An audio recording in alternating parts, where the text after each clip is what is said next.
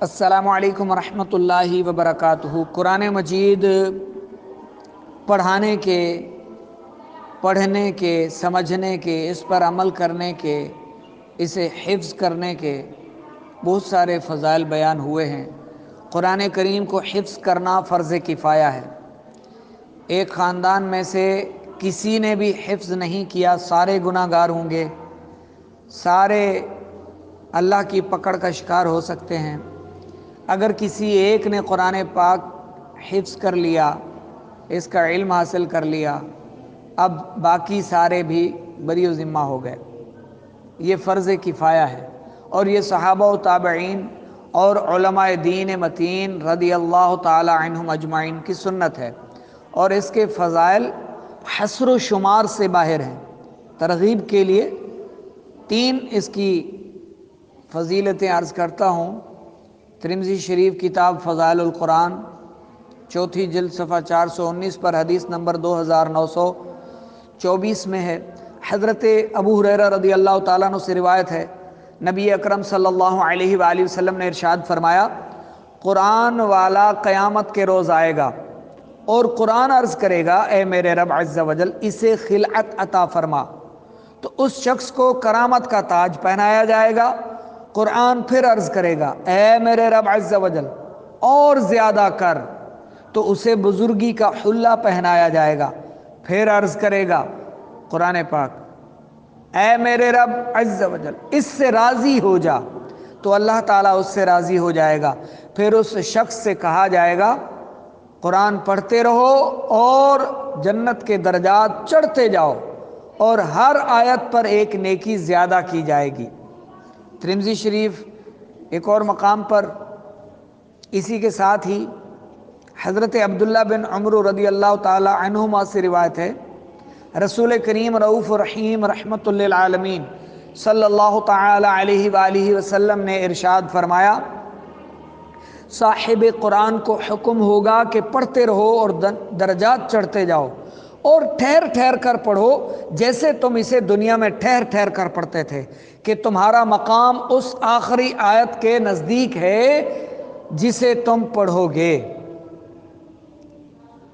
اس حدیث پاک کا حاصل یہ ہے کہ ہر آیت پر ایک ایک درجہ اس کا جنت میں بلند ہوتا ہے،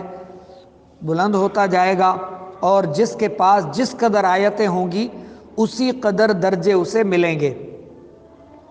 ابن ماجہ کی روایت ہے، کتاب السنہ میں ہے، 1 جلد ہے، صفحہ 141، حدیث نمبر 2018 ہے غالباً، یا 17 ہے، 2017 یا 2018 ہے کتاب السنہ میں، باب فی فضل من تعلم القرآن وعلمہ میں۔ حضرت ابو ہریرہ رضی اللہ تعالیٰ عنہ سے مروی ہے یہ روایت کہ شہنشاہ خوش خصال پیکر حسن و جمال صاحب شیریں مقال محبوب رب ذوالجلال صلی اللہ علیہ وآلہ وسلم کے فرمان کا خلاصہ ہے کہ حافظ قرآن اگر رات کو تلاوت کرے تو اس کی مثال اس توشادان کی ہے جس میں مشک بھرا ہوا ہو اور اس کی خوشبو تمام مکانوں میں مہکے، اور جو رات کو سو رہے اور قرآن اس کے سینے میں ہو تو اس کی مثال اس توشادان کی مانند ہے جس میں مشک ہو، یعنی خوشبو رکھی ہو اس توشادان میں، اس صندوقچی میں، اس ڈبے میں، اس باکس میں، اور اس کا منہ باندھ دیا جائے۔ سبحان اللہ، جیسے اس کے اندر مشک رہتی ہے اسی طرح اس کے سینے میں بھی قرآن کا نور رہتا ہے۔ یہ قرآن مجید حفظ کرنے کے فضائل ہیں، لہذا جس مسلمان سے بن پڑے وہ قرآن پاک حفظ کر کے ان فضائل کو حاصل کرنے کی کوشش کرے، اور جنہوں نے قرآن مجید حفظ کر لیا ہے انہیں چاہیے کہ اسے روزانہ یاد کرتے رہیں تاکہ حفظ بھول نہ جائے۔ یاد رہے کہ اگر قرآن کریم کو کچھ دنوں تک نہ پڑھا جائے تو یہ سینوں سے نکل جاتا ہے، یہ بندے کو بھول جاتا ہے، بندہ اسے بھول جاتا ہے اور یہ سینوں سے چلا جاتا ہے، تو اسے روزانہ پڑھنا ہے۔ قرآن پاک یاد کر کے بھلا دینے کی بھی وعیدیں آپ نے سنی ہوں گی، لہذا قرآن پاک کو یاد کر لیا، پڑھ لیا، جتنی آیتیں آپ کو مل گئیں یا پورا قرآن حفظ ہو گیا، تو اب اس کو ہمیشہ یاد رکھنا یہ لازمی ہے، اور اس کا بہترین طریقہ یہی ہے کہ روزانہ پڑھے، روزانہ تلاوت کرے، چاہے ایک رکوع کی کر سکے، ایک پاؤ پڑھ سکے، پارا پڑھ سکے، آدھا پارا پڑھ سکے، 2 پارے پڑھ سکے، جتنا اس کی تلاوت ممکن ہو روزانہ اس کی تلاوت کرتا رہے۔ اس طرح ایک اور حدیث پاک کی وضاحت کرتے ہوئے فرمایا، یعنی اے قرآن والو قرآن کو تکیہ نہ بنا لو کہ پڑھ کے یاد کر کے رکھ چھوڑا، پھر نگاہ اٹھا کر نہ دیکھا، بلکہ اسے پڑھتے رہو دن رات کی گھڑیوں میں جیسے اس کے پڑھنے کا حق ہے، اور اسے افشا کرو کہ خود پڑھو، لوگوں کو پڑھاؤ، یاد کراؤ، اس کے پڑھنے یاد کرنے کی ترغیب دو، نہ یہ کہ جو پڑھے اور خود نہ یہ کہ جو پڑھے اور خود اس پر عمل نہ کرے اور خدا اسے حفظ کی توفیق دے، اس کو روک دو، منع کرو۔ ایسا نہیں ہونا چاہیے کہ جسے خدا نے حفظ کی توفیق دی آپ اسے منع کر رہے ہو، جسے شوق ہے حفظ کرنے کا آپ اسے روک رہے ہو، ایسا بھی نہ کرو۔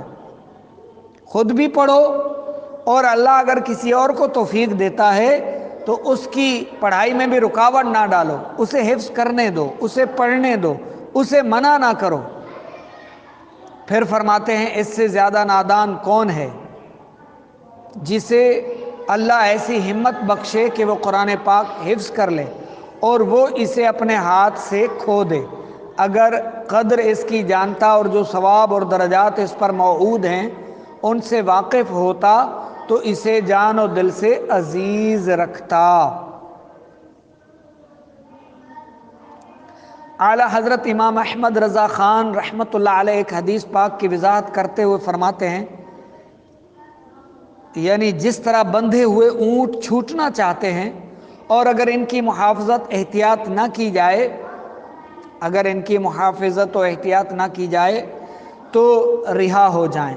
اس سے زیادہ قرآن کی کیفیت ہے، اگر اسے یاد نہ کرتے رہو گے تو وہ تمہارے سینوں سے نکل جائے گا، پس تمہیں چاہیے کہ ہر وقت اس کا خیال رکھو